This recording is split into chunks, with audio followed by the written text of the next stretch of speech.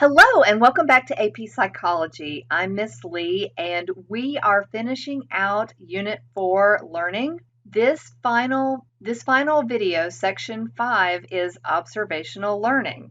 Our targets today will be to identify the contributions of key researchers, notably Albert Bandura, as well as suggest how behavior modification, biofeedback, coping strategies, and self-control can be used to address behavioral problems.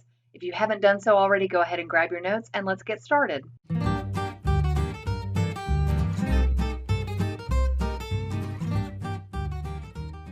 So what we're really talking about today is a social learning theory. This is only made possible by our interactions with others. Higher animals, especially humans, learn through observing and imitating others. So on your screen, there's a picture to the right. There are two monkeys there, and they are part of an experiment that I will give you access to a very large, long, lengthy research brief. But the monkey on the right is imitating the monkey on the left in touching pictures in a certain order to get a reward. They are in the observation phase of this research. Albert Bandura's social learning theory included 4 stages of observational learning. So the first stage includes paying attention and kind of perceiving and understanding features of someone else's behavior. And it's also paying attention to the reward or punishment that the other is getting. The individual has to remember the behavior. That's the second stage. They have to reproduce the behavior. That's the third stage. And the last stage is being motivated to learn and carry out the behavior on their own or independently. Bandura's very famous experiment is known as the Bobo doll study. And this was done back in the early 1960s. It indicated that individuals, or in particularly children, learn through imitating others who receive reward and punishment. And the experiment showed that when children watch adults being rewarded for aggression, they act out aggressively as well. So what they did was they would watch an adult model aggressive behavior towards this Bobo doll. And when they were in the room alone with the Bobo doll, they would imitate the behavior that they saw from the adult. So we're going to actually watch a clip from this very famous experiment.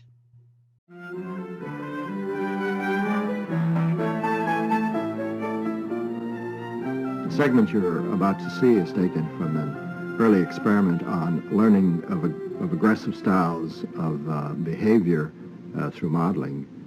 Children watched a filmed adult perform novel aggressive acts toward a inflated doll, and the physical aggression was accompanied by novel hostile remarks. We later measured how much of this modeled aggression the children had learned just by watching. Now, the measurement of learning of aggression uses simulated targets rather than live ones. For example, to test how well bombardiers have learned bombing strategies, you would use simulated targets rather than require them to bomb San Francisco or New York. The model pummeled the doll with a mallet, flung it in the air,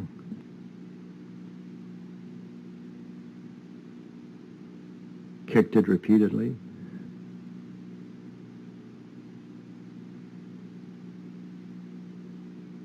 threw it down and beat it.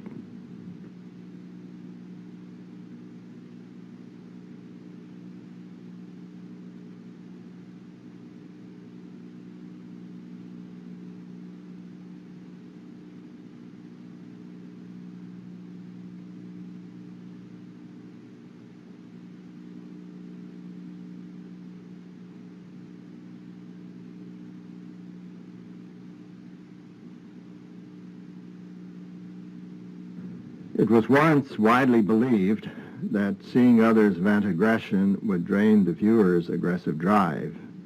As you can see, exposure to aggressive modeling is hardly cathartic.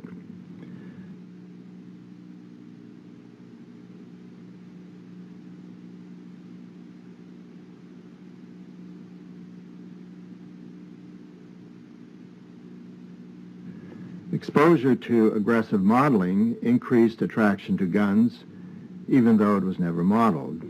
Guns had less appeal to children who had no exposure to the aggressive modeling. The children also picked up the novel hostile language.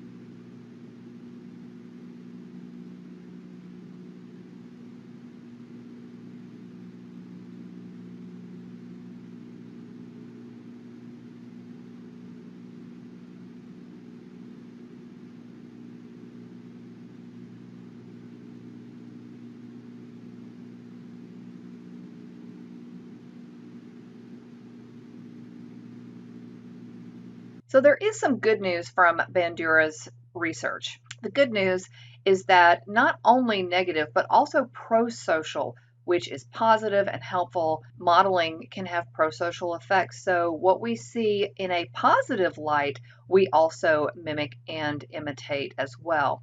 However, the bad news is that from Bandura's studies, we see that antisocial models, whether it's in family, the neighborhood, or television, can actually have antisocial effects. So you may be wondering how we know about the television aspect of observational learning. Well, much research has been done much more recently than Bandura's original experiment, but what we have found is that between the ages of 5 and 15, the average child will witness at least 13,000 violent deaths on TV. A negative implication is that research that has been done shows that elementary school age children who are exposed to violent TV, videos, and video games express increased aggression. So there is definitely a relationship between viewed aggression and expressed increased aggression. Other implications of learned behavior through observation. We don't always imitate everything we see. We're more likely to imitate those that we perceive as being similar to us, who are successful and admirable, whose behaviors are being reinforced rather than punished, and whose actions and words are consistent. So, and conversely, if you're exposed to hypocrisy, you'll model the actions and repeat the words of that person. Plus, there are other ways we can get a hold of our behavior, and that's through behavior modification. This is also based on Skinner's findings in operant conditioning. Basically, what we do is we use operant conditioning principles to modify maladaptive or unwanted behavior. It's simple as that. We also include biofeedback in this behavior modification. Biofeedback is the process of gaining greater awareness of the physiological functions happening, primarily using instruments to provide information on the activity of those same systems, with the goal of being able to manipulate them at will. For example, you can learn to manipulate your blood pressure, your blood sugar levels, your stress levels, all because of specific sensors that are meant to be able to help you to do those things, and you make the changes in your physiology to support a better, more adaptive lifestyle. This can work without sensors too. You feel your heart rate pumping as you experience something you're trying to change how you react, so you notice the increased heart rate, and you start taking deep breaths to reduce your heart rate, and then you approach the situation. It also works in a proactive way. If you know there's something that's going to increase your heart rate, you can start doing those things before you are actually exposed to the stressor. And that is it for observational learning and Unit 4 learning. Our next unit will be on cognitive psychology. I can't wait to see you then. Bye for now.